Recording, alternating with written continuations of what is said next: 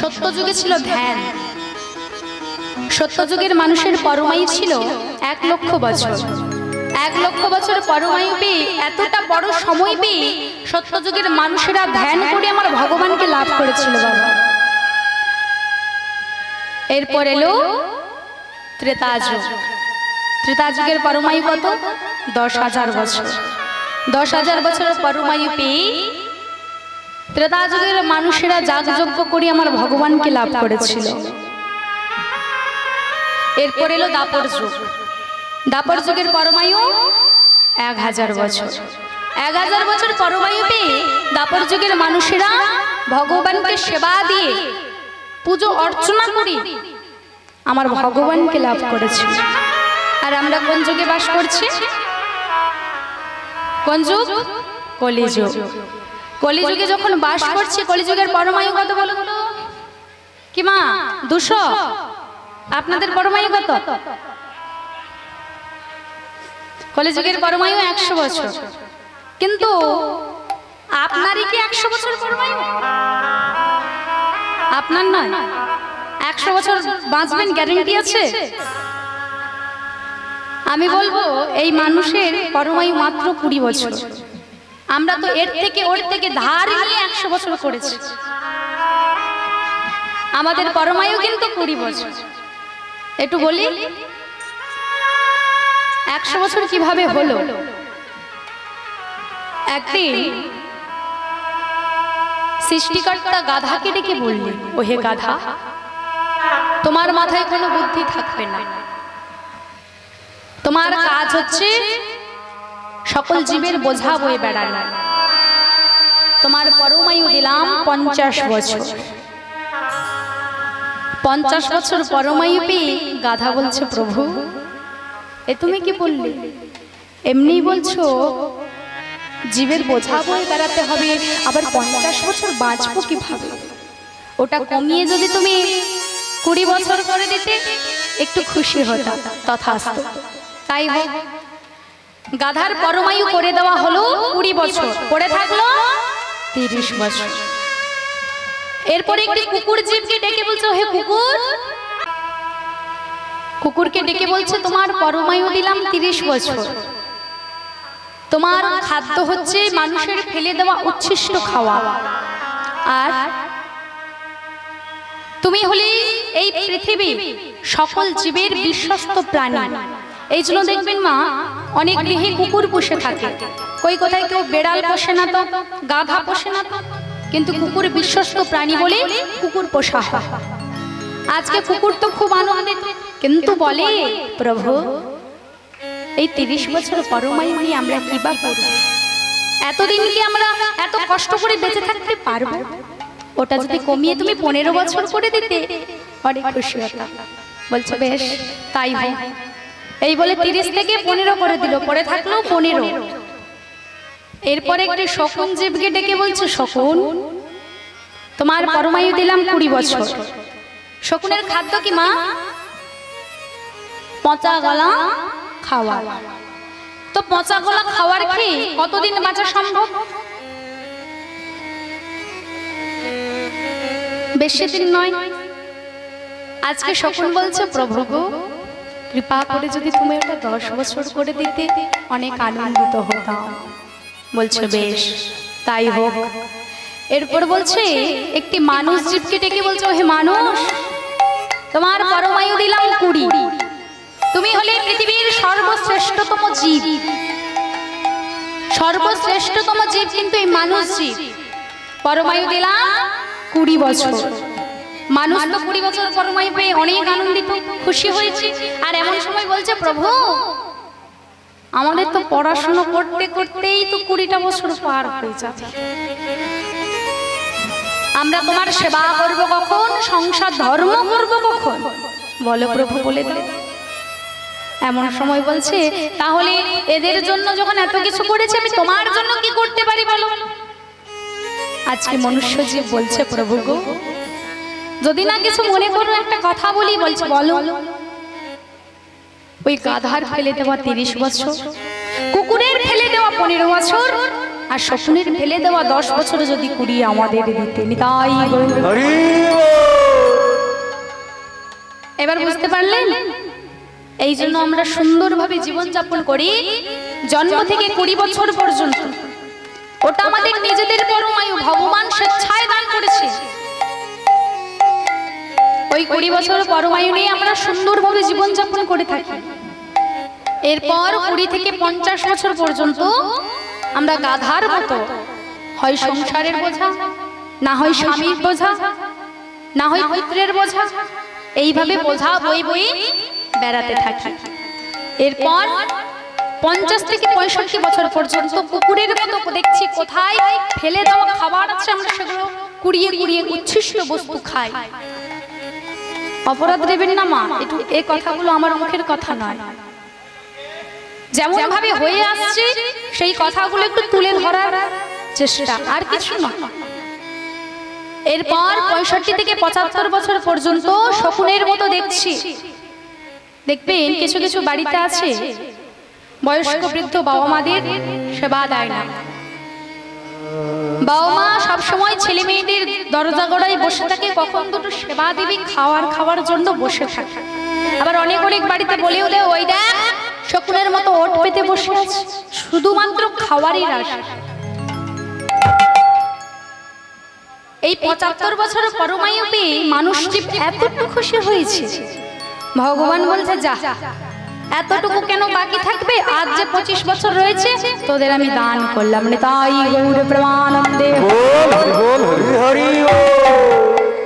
এইভাবে আমাদের 100 বছর পরমায়ু পরিপূর্ণ হলো।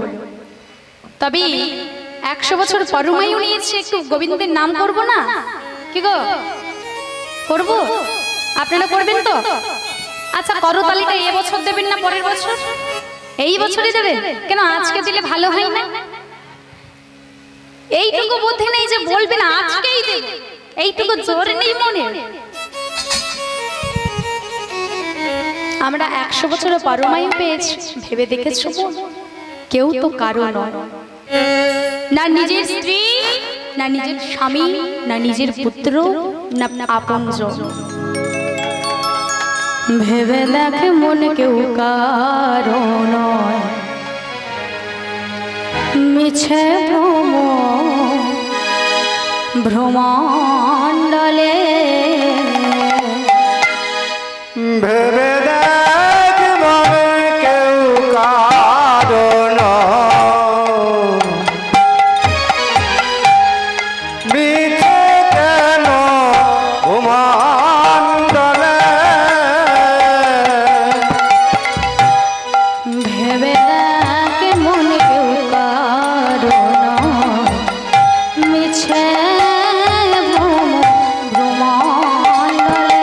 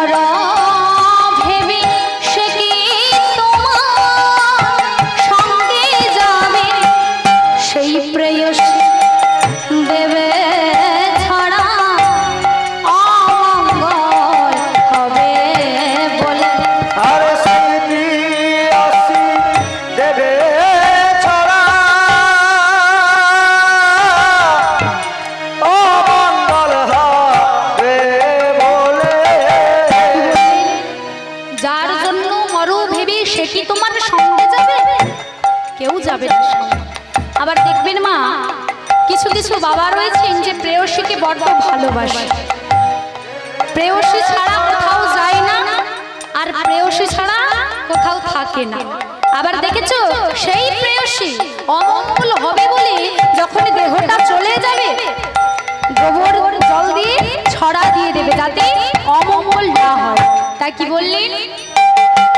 সেই প্রেয়সী দেবে ছড়া অমঙ্গল হবে বলে। দেবে ছড়া অমঙ্গল হবে বলে, ভেবে দেখে মন কারণ নিচে ভুবন বলে, ভেবে দেখ মনে কেউ কারো নয়, মিছে কেন ভূমণ্ডলে। জন্য ভাবে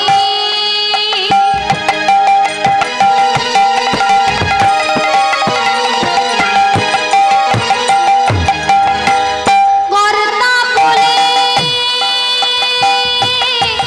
সবাই মানে,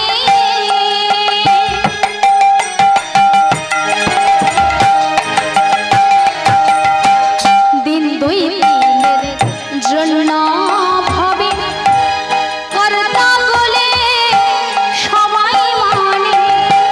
কি বললেন? দিন দুই দিনের জন্য কর্তা বলে, কর্তা বলে সবাই মানে। এই যে বাবারা আপনারা, আপনাদের তো কর্তা বলে সবাই মানে, তাই না? কিন্তু কয়দিন? যদি দেহে প্রাণ থাকবে। তারপর দিন দুই দিনের জন্য হবে কর্তা বলে সবাই মানে,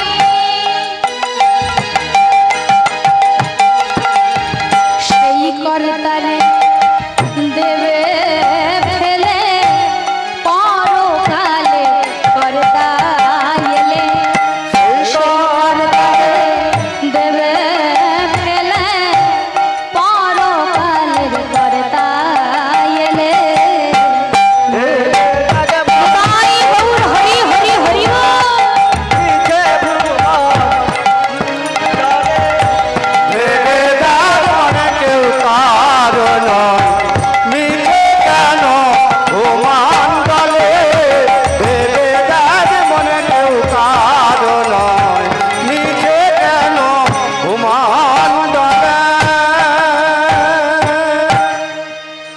কেউ তো কারো নয় মা, কেউ তো কারো নয়, তবে কিসের তো মায়া।